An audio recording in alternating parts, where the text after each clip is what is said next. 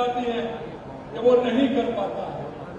आप सभी समाज के बंधुओं ने ये जो निर्णय लिया है, निश्चित रूप से इस निर्णय के माध्यम से उन युवाओं को दिशा मिलेगी जिनके मन में करने की कुछ तमन्ना होती है, और वो तमन्ना करने की होती है तो उसमें आपका ये छात्रावास मील का पत्थर साबित होगा। इतना मैं कहना चाहता हूं। यहाँ उपस्थित महानुभावों के दर्शन से मुझे बहुत प्रसन्नता हुई है, और मुझे ध्यान है इन्हीं दिनों में मैं आसोत्रा धाम की मेरी हाल की यात्रा हुई थी। मैं महाराज जो हमारे तुलसीराम जी महाराज हैं, वहां उनका मुझे आशीर्वाद मिला, और उनका आशीर्वाद ही नहीं, जिस तरह से समाज के बंधुओं ने एक कार्यक्रम चलाया, यही नहीं पूरे देश के अंदर शंकर सिंह जी कह रहे थे, पूरे देश के अंदर महाराज खेताराम जी का जो आशीर्वाद है मैं देखता हूं। जहां भी मैं जाता हूं समाज के बंधु आते हैं, और जिस तरह का मैं उनका मन और भाव देखता हूं, निश्चित रूप से मन प्रसन्न होता है। उन्होंने अपनी इस राजस्थान की धरती से, इस राजस्थान की मिट्टी से जाकर के पूरे देश के अंदर में जो खुशबू फैलाने का काम किया है, निश्चित रूप से मैं माननीय हमारे खेताराम जी महाराज जी के जो उनका आदेश और उनकी प्रेरणा और उनके आशीर्वाद से जो हमें मिला है, वो पूरे देश के अंदर हम उस खुशबू को फैला रहे हैं। यही नहीं, मैं आपसे निवेदन करना चाहता हूं कि यह छात्रावास समाज के युवाओं को गुणवत्ता शिक्षा प्राप्त करने के लिए एक मजबूत आधार भी बनेगा। हम जानते हैं कि शिक्षा किसी भी व्यक्ति और समाज के विकास का आधार होती है।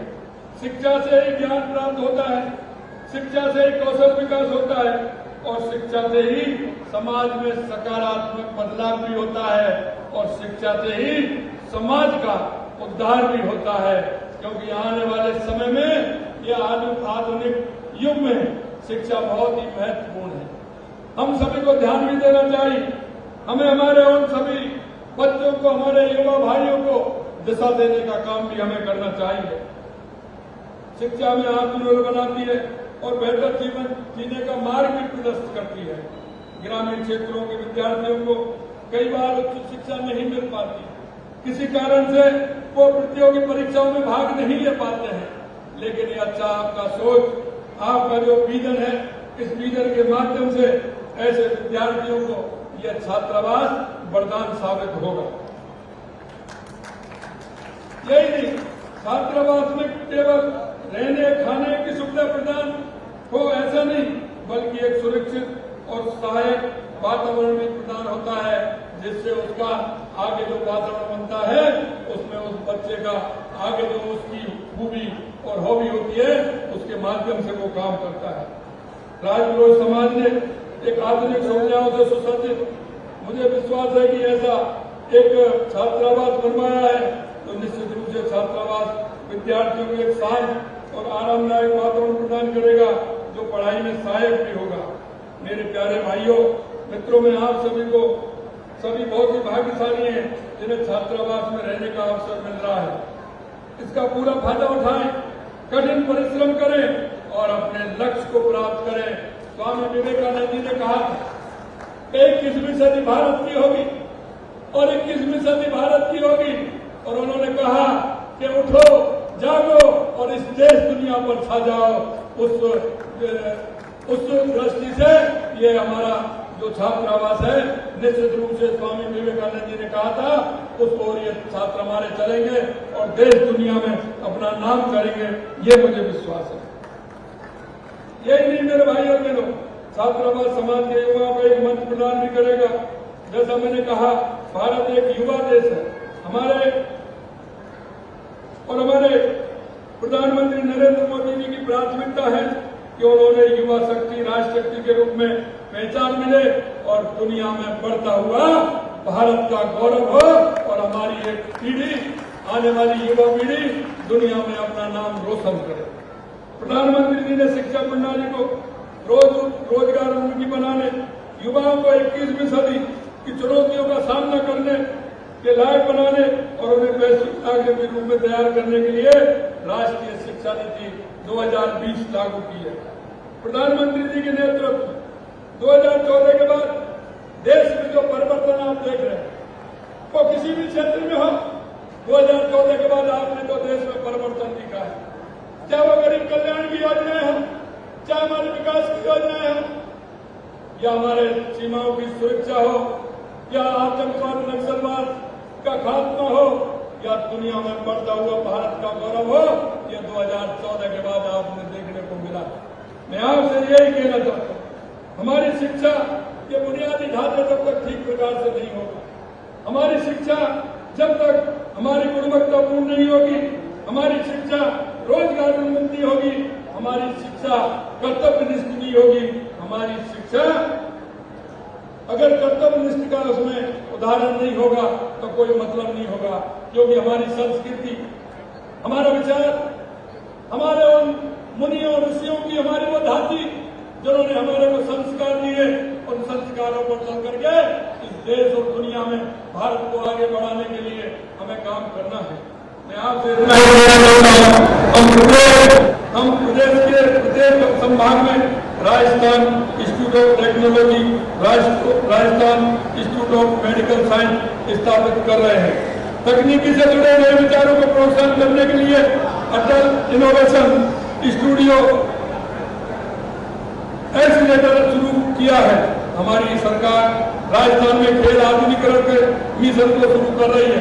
हमने स्पोर्ट के क्षेत्र में भी काम कर रहे हैं, यहाँ स्पोर्ट की सुविधा नहीं थी, लेकिन हमारी सरकार ने 2025 के ओलंपिक को देखते हुए हमारा युवा किस तरह से आगे निकल करके आए। पूरे राजस्थान का युवा जो अपने क्षेत्र में किसी भी क्षेत्र में काम कर सकता है, खेल के क्षेत्र में काम कर सकता है, युवाओं की प्रतिभा निकल करके आए, उसके लिए भी हमने स्पोर्ट की यूनिवर्सिटी बनाने का काम हमारी सरकार करेगी। यही नहीं, पिछली सरकार ने हमारी युवा शक्ति को निराशा की, गर्भ में धकेलने का काम किया। आए दिन होने वाले पेपर लीक होते थे, उनकी घटनाएं किस तरह की होती थी। कड़ी मेहनत करने वाला वो विद्यार्थी गांव और ढाणी से आने वाले विद्यार्थी वो रोता था, क्योंकि वो पेपर की तैयारी करता। पिताजी उसके पेपर की तैयारी कराने के लिए उसको हॉस्टल दिलाते थे, उसको कोचिंग कराते थे, लेकिन आए दिन जिस तरह से आप देखते थे पेपर लीक हो जाते थे। आपने देखा होगा, हमने हमारे संकल्प पत्र में वायदा किया था कि किसी भी पेपर को लीक नहीं होने देंगे, और जिस तरह से पेपर लीक हुआ है उनको हम बख्शेंगे नहीं। आपने देखा होगा, आए दिन देख रहे होंगे, अभी तो एक दो चल रहे हैं, लेकिन आने वाले समय में और भी आपको देखने को मिलेगा। आपने देखा होगा लगभग 108 लोगों को गिरफ्तार किया गया है। ये वो लोग हैं जिन्होंने युवाओं के सपनों को चकनाचूर किया, उन्होंने उस गरीब बच्चे के सपनों को चकनाचूर करने का काम किया। और हमने जनता के बीच में कहा था कि ऐसे लोग जिन्होंने उन युवाओं के सपनों को चूर किया है, हम उनको छोड़ने वाले नहीं हैं। और अभी आप देखते जाइए, अभी तो 108 गिरफ्तार हुए हैं। आने वाले समय में कोई भी हो, कैसा भी हो, किसी को बख्शा नहीं जाएगा। ये मैं आपसे कहना चाहता हूँ।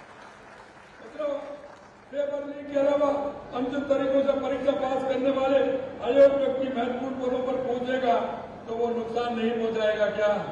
अगर अयोग्य व्यक्ति को कहीं बैठाओगे तो वो क्या करेगा? नुकसान पहुंचाएगा ना। और हमारे पास जब योग्य है तो अयोग्य की क्यों? लेकिन उस सरकार ने देखा कि जिस तरह से 19 में से 17 पेपर लीक करने का काम किया, इसलिए हम गंभीरता से लिया है और हमने कहा कि हम SIT गठित करेंगे। हमने वो गठित भी कर दिया और उन्होंने काम भी पूरा करना प्रारंभ कर दिया है। यही नहीं मेरे भाई और बहनों, आपने देखा होगा हमारी राज्य सरकार ने, आपने प्रदेश के युवा बेरोजगारों के लिए हमने कहा कि 70,000 पदों को हम भरेंगे। लेकिन हम आपसे कहना चाहते हैं 70,000 तो हमने कहा है, लेकिन इससे कहीं ज्यादा पदों को भरने का हम काम करेंगे। हमने युवाओं से कहा है कि आप चिंता मत करिए, जितनी वैकेंसी होगी उतनी करेंगे और जितनी हमें आवश्यकता होगी उतनी भर्ती नहीं भी निकालेंगे, लेकिन युवाओं को हम आगे बढ़ने का मौका देंगे। ये हम विश्वास दिलाते हैं। हमने कहा युवाओं को निजी क्षेत्र में कैरियर निर्माण मार्गदर्शन देने के लिए प्रदेश के समस्त संभाग मुख्यालयों पर युवा साथी केंद्र स्थापित करेंगे। सामाजिक कार्य किसी भी सब समाज की पहचान है और ये हमें एक बेहतर दुनिया बनाने की प्रेरणा भी देता है।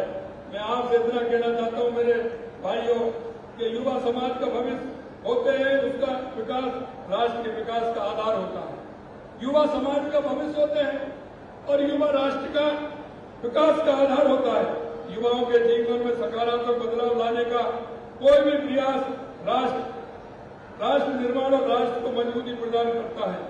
मैं इस छात्रावास में के निर्माण में राजपुरोहित समाज के सदस्यों के अथक प्रयासों और समर्पण की सराहना करता हूं और ऐसे उन भामाशाहों को भी जिन्होंने इसमें अपना सहयोग दिया है उनको भी मैं बहुत बहुत धन्यवाद और साधुवाद देना चाहता हूं।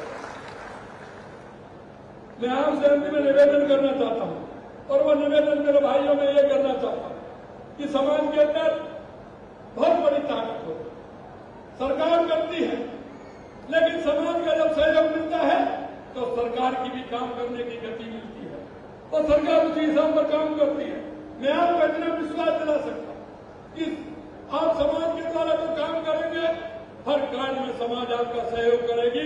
निश्चित रूप से कोई किसी तरह की वो आएगी बात आएगी तो सरकार आपके साथ है, यह मैं विश्वास दिलाता हूं। देश के निर्माण के लिए, प्रदेश के निर्माण के लिए एक वातावरण बनाना भी आवश्यक है और उस वातावरण के माध्यम से समाज में आने वाली उस पीढ़ी को रास्ता दिखाने का भी हम काम करेंगे। मैं आपसे इतना ही कहना चाहता हूं, हम इस प्रदेश के एक नागरिक होने के नाते, हम इस देश के नागरिक होने के नाते हमारे भी कुछ कर्तव्य हैं और हमारे कर्तव्य यह है कि हम हमारे समाज को, हमारे राष्ट्र को आगे बढ़ाने के लिए हमको क्या करना है। क्योंकि युवा जब 18 साल का होता है उसे वोट देने का अधिकार मिलता है। बड़ी उत्सुकता होती है उसकी वोट देने की जब मतदाता सूची में उसका नाम आता है। लेकिन मेरे युवा भाइयों, मैं एक और निवेदन आपसे करना चाहता हूं, जैसे ही आपको मतदान देने की जिम्मेदारी मिलती है, उसका अधिकार मिलता है, उसके साथ साथ कुछ कर्तव्य भी जुड़ जाते हैं और कर्तव्य जुड़ जाते हैं कि हम राष्ट्र के लिए, प्रदेश के लिए हम क्या कर सकते हैं और यह कर्तव्यों के माध्यम से हम काम करते हैं। हमारे समाज हजारों सालों का समाज जिस तरह से चला है, जिस भाईचारे से चला है, जिस संस्कारों से चला है, हमें उन संस्कारों को भी नहीं छोड़ना है, उन संस्कारों के आधार पर चलना है। कहीं लिखा है अधिकार तो लगे, हर आदमी अधिकार मांगता है, लेकिन कर्तव्यों को भी हमें ध्यान में रखना है और कर्तव्यों के माध्यम से हमें हमारे राष्ट्र और प्रदेश को मजबूत करना है। आप हम देखते हैं हमारी केंद्र की स्कीम हो या हमारी राज्य सरकार की स्कीम हो, यह स्कीम उन गरीब कल्याण के लिए है। हमारी स्कीम उस अंतिम पंक्ति में व्यक्ति बैठा उसके लिए है। हम पंडित दीनदयाल उपाध्याय के अंत्योदय के भाग को लेकर के चलते हैं। इसलिए मैं आपसे निवेदन करना चाहता हूं कि हमें एक नागरिक होने का कर्तव्य, चाहे हमारे गांव में हो, चाहे हमारी ढाणी में हो, चाहे हमारे मोहल्ले में हो, चाहे हमारे अपार्टमेंट में रहता हो, कोई भी ऐसा व्यक्ति हो, चाहे आपके पास में वो काम करता हो, कोई भी ऐसा व्यक्ति हो जिसको सरकार की योजनाओं की आवश्यकता है, जिसको सरकार की योजनाओं का लाभ मिलना चाहिए, जिनकी समाज जिस उद्देश्य के लेकर के चल रही है उससे उसका भला होने वाला हो, हम उस समाज के उस अंतिम पायदान पर खड़े हुए व्यक्ति को बुला करके उसका सहयोग बन करके उसको आगे पंक्ति में खड़ा करने का काम हम कर सकते हैं। अंत में इतना ही कहना चाहता हूं कि आप सभी मिलकर के चलेंगे, हम सब एक कदम चलेंगे और निश्चित रूप से हमारा प्रदेश 100 कदम आगे बढ़ेगा। हमें हमारे प्रदेश को एक विकसित राजस्थान बनाना है, एक उत्कृष्ट राजस्थान बनाना है और उसमें आप सभी के सहयोग की आवश्यकता है। इसलिए मैं यही कहना चाहता हूं मेरे भाई और बहनों कि हम एक अच्छा राजस्थान बनाएं, युवाओं को अच्छी दिशा देने का काम करें। युवाओं को इसी तरह से मेरे को बताया, सगन जी ने बताया कि यहाँ आवश्यकता है। मैं आपको कहना चाहता हूँ हमारी सरकार आपके साथ है। आप बताइए, निश्चित रूप से हम काम करेंगे, हमारे युवाओं के लिए काम करेंगे, हमारे उन बालिकाओं के बहनों के लिए काम करेंगे तो आगे चल के समाज को मजबूत करने का काम करें।